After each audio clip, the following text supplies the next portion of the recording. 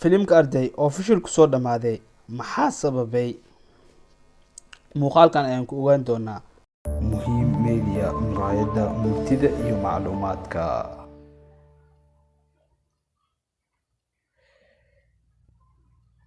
bartamihii bishii May ee sanadkii tagay waxaa baraha bulshada Soomaaliya qabsaday musalsalka arday oo ay soo saartay shabakada Bila TV iyo Rio Films kaas oo ay bulshada ka filaysay inuu noqon doono super hit ama uu ugu yaraan gaari doono filmadii ay hore Soomaaliya u jishay cadeem ku cadeynayo inuu filimka faloob garoobay sheekooyinka filimka ma ahayn kuwa kooban oo waxay ahaayeen kuwa aad u fara badan hase ahaatee ma lahan meel ay ku dhamaadaan filim walba waxaa loo talgalay in uu sheekada wado ilaa iyo dhamaadka laakiin musalsalkan waxa uu furay ilaa ay dhowr bog oo sheekooyin ah taas oo aan weli la soo xirin tusaale gabadhii la soo doontay iyadoo aan raali ka ahayn kadibna aan la soo hadal qaadin wiilkii saaxiibtiisii qaraxa ay ku dhimatay sidoo kale waxaa ka mid ahaa gabadhii tuugada ay dileen wiilashii barankiga isku dilay iyo qaar kaloo badan ayaa ka mid ahaa sheekooyinka filimka oo aan la soo xirin inuu hadda kursi helayn u maleeyma inuu ku guuleystay ma garat Hibo abo kale hay martidan aan ku baro waa adeerka mataan Mustafa saaxiibkayga dhalay salaan adeerka أدرستها ما شاء الله رشونكس arrinta khayr ayay ku dhamaatay الحمد لله hibina waa bixiyey لا خير كبير adi ma soo sheega أدلى بحي أدلى الشك نحاول نعمل aabbo martida maanta ay la joogtay aday ku soo doonteen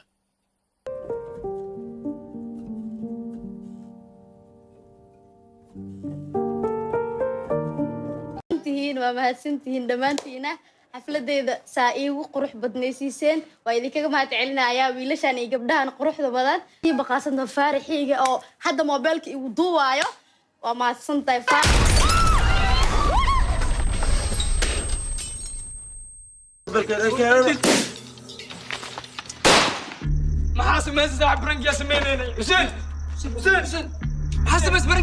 number 2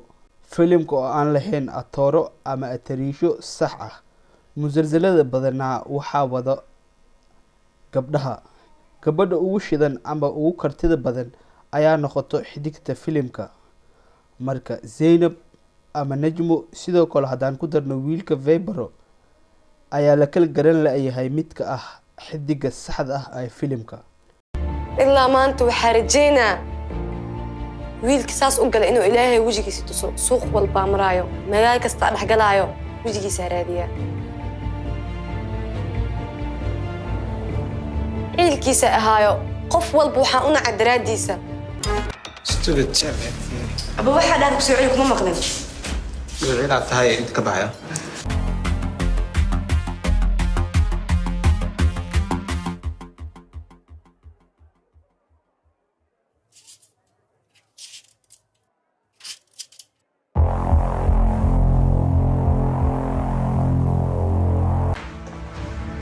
أيوة نجم ما حكوا دوري هذه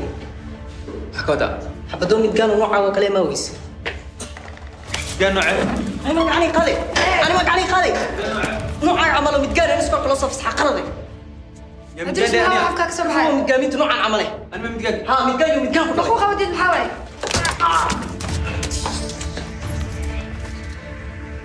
دي وينو تعلاني هذه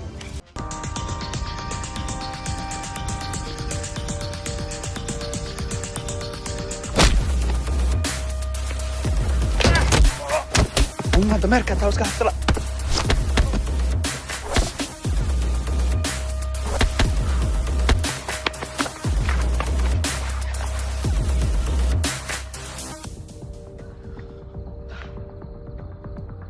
وينو طالع حتى كوكا سيوي number 3 filimka oo xalqad kasta u muuqato mid bilow ah maxaa yeelay sheekooyin fara badan ayaa mid walba ku cusub xalqadiiba ilaa qeybaha dambe ay cusbeen Vebero inay isla dhasheen Vebero iyo Cadnaan iyadoo ay ahayd in la sii socodsiiyo maadaama ay sheekadaas cusub tahay ayaa uun filimkii meesha ku dhamaaday.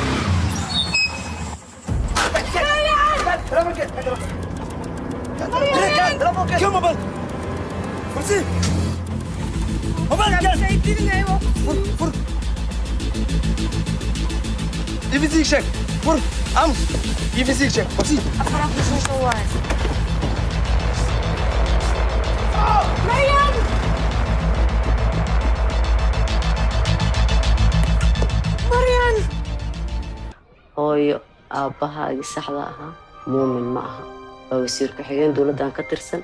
abtidoon yuusuf xasan oo magaciisa la yiraahdo xaqaan u leedahay inuu hesho insha Allah wasiir abtidoon cidruusa bis lahaydeen wasiir abtidoon kale ma taqaanaa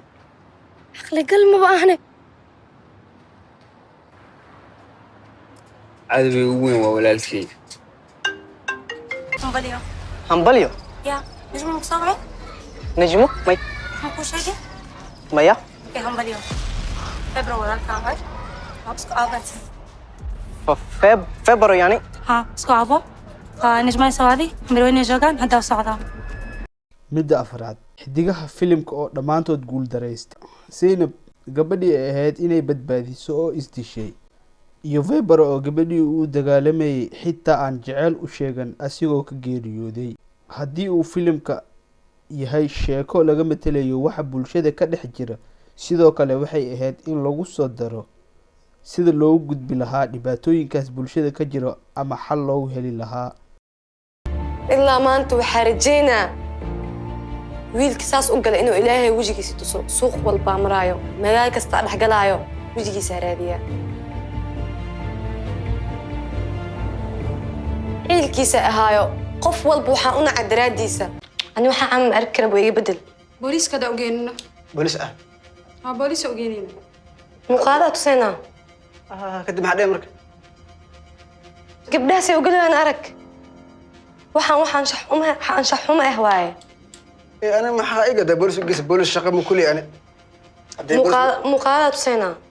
وقس انا اللي حرق انا اللي انت كنت تكسو حبش وحان انا بحرق لها قبل هيك هذا ابو اذا اذنفت انا كل جيت فيرست معهن قبلها فيرس هو قلوي صح والله انا حلقه لكم هاي markii ugu dambeysay wuu ka doonaa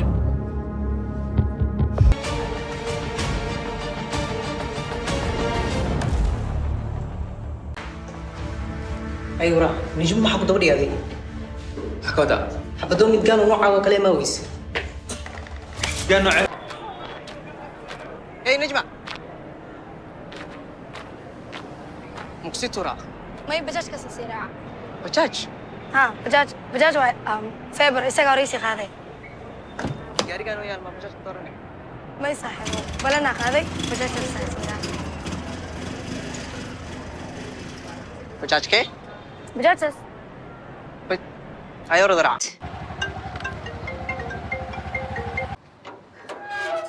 أوه فيبر balka bajaj kusoo baxtay أوه ما حسنت بورصتي إني بيجي نوم لينا هاي كل يوم ما تعمل الخديس maxaa بس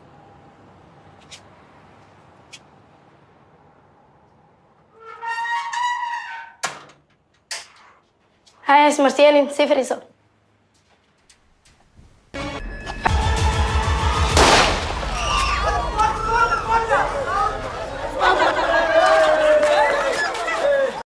maxaa sababay inuu filimka fishilmo ama uu noqon waayo superhit laba qodob ayaan ku soo koobi doonaa qodobka koowaad ayaa ah sida ay horaantii musalsalka ee bulshada sheegeen waxaa jiray in waxyaabo dhaqan xumo ah uu filimka lahaa markii la sheegay ayaa isbeddel lagu sameeyey ayaa sababay inuu filimka noqdo sidii hore laga filayay si aan ahayn tusaale markii gabadha dhakaatada lagu haystay loo geeyay odaygii ahaa ayaa isbeddel ku dhacay taas oo u muuqan karto oo ay meesha wax kale ka dhici lahaayeen doonaa war saxaafadeed ay ku midaysan yihiin bahda waxbarashada culimaadudiinka odayaasha dhaqanka ururada bulshada ganacsatada aqoon-yahanada waalidiinta waxa uu ka kooban yahay qodobadan soo socda kow waxaan halkan ka caddaynaynaa in filimka arday uu yahay duulaal ballaaran oo lagu soo qaaday waxbarashada dalka diinta islaamka iyo dhaqanka suuban ee bulshada Soomaaliyeed sidaa daraaddeed waxaan soo jeedinaynaa in bulshada Soomaaliyeed ay muujiyaan feejignaan dheeri ah si looga hortago khatarta ka dhalan karta anshaxumada filimkan